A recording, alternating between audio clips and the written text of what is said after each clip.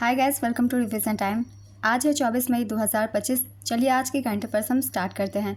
अगर आप सभी को ये वीडियो हेल्पफुल लगे तो वीडियो को लाइक ज़रूर कर दीजिएगा और ऐसे ही कम टाइम की करंट अफेयर्स की वीडियो के लिए चैनल को भी ज़रूर सब्सक्राइब कर लीजिए। आप अपने बहुत कम समय में यहाँ करंट अफेयर्स कंप्लीट कर सकते हैं। तो चलिए स्टार्ट करते हैं आज के सारे करंट अफेयर्स के क्वेश्चन, मगर उससे पहले जान लेते हैं 23 मई को पूछे गए क्वेश्चन का सही आंसर क्या है।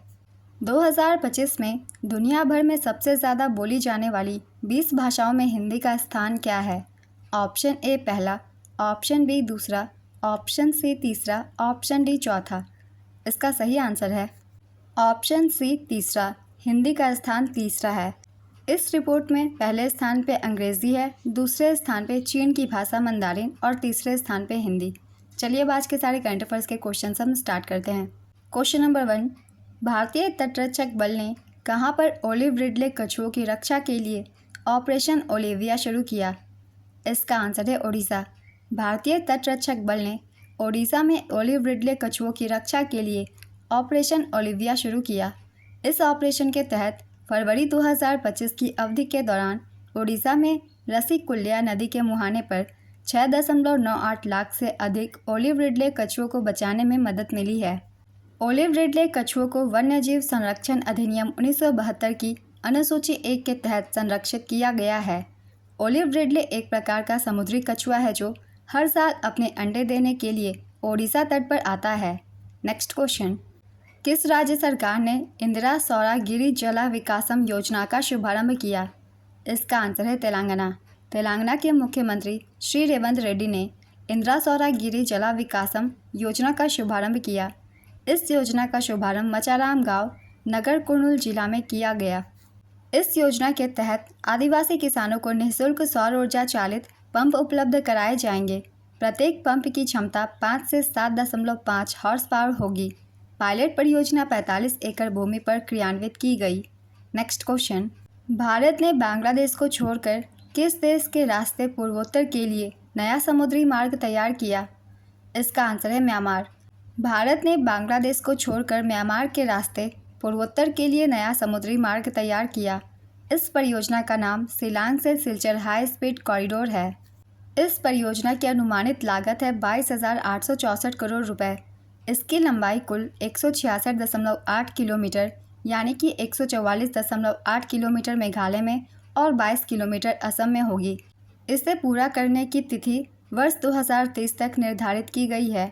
यह कदम भारत की एक्ट ईस्ट नीति के तहत कनेक्टिविटी और रणनीतिक प्रतिक्रिया का हिस्सा है। यह उत्तर पूर्व भारत के पहाड़ी क्षेत्रों में बनने वाला पहला हाई स्पीड 4 लेन राजमार्ग होगा। म्यांमार की राजधानी है नेपिडिया, मुद्रा है बुर्मिस्क्यात और कार्यवाहक राष्ट्रपति हैं मिंट स्वी। नेक्स्ट क्वेश्चन, हाल ही में विश्व मधुमक्खी दिवस कब मनाया गया। इसका आंसर है 20 मई। संयुक्त राष्ट्र द्वारा स्थापित यह वैश्विक दिवस परागणकर्ताओं के सामने आने वाले खतरों के प्रति जागरूकता बढ़ाने और उन्हें संरक्षित करने के लिए कार्य करने को प्रोत्साहित करता है।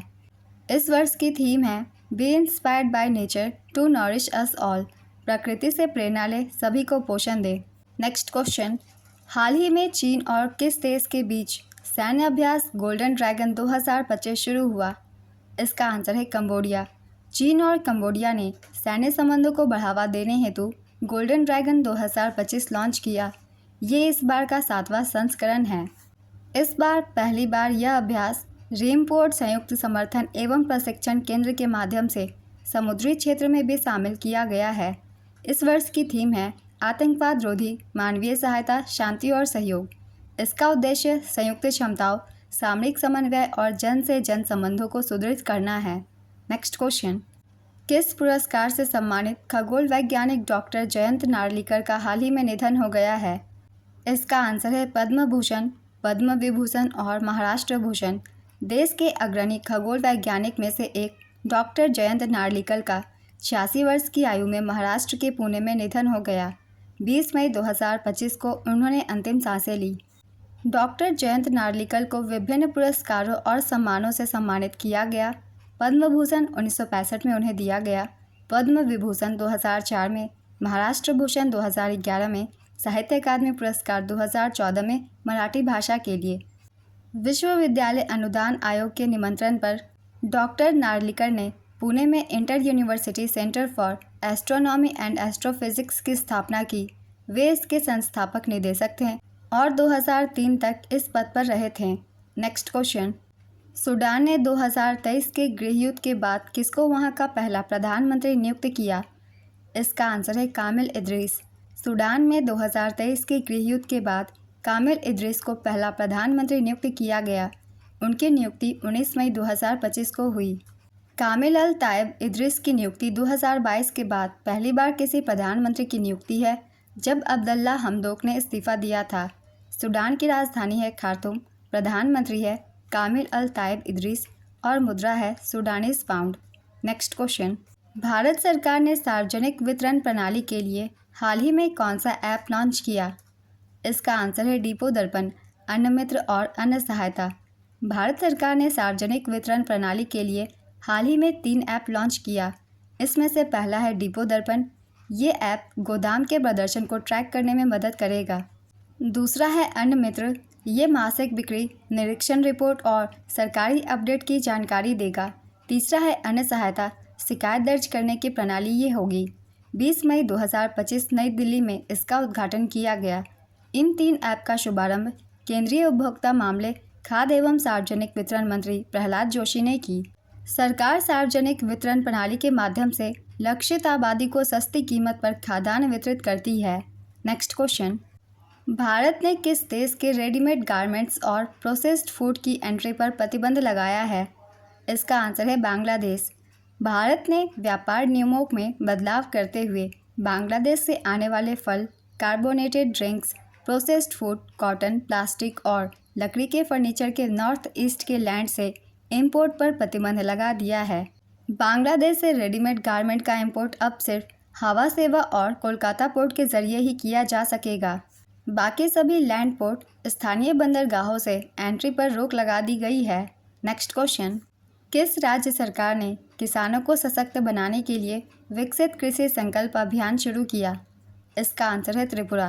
त्रिपुरा ने किसानों को सशक्त बनाने के लिए विकसित कृषि संकल्प अभियान शुरू किया।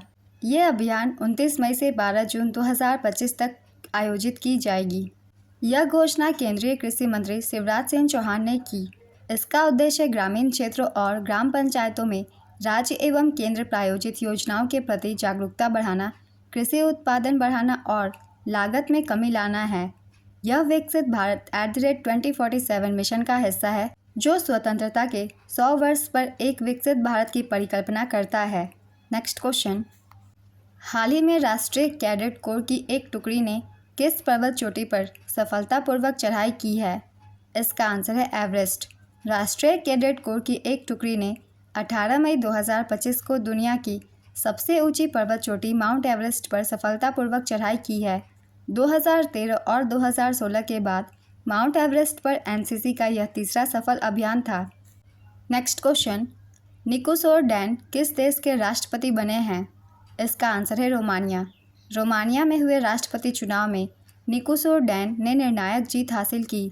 निकोसोर डैन को यूरोपीय यूनियन का समर्थक माना जाता है।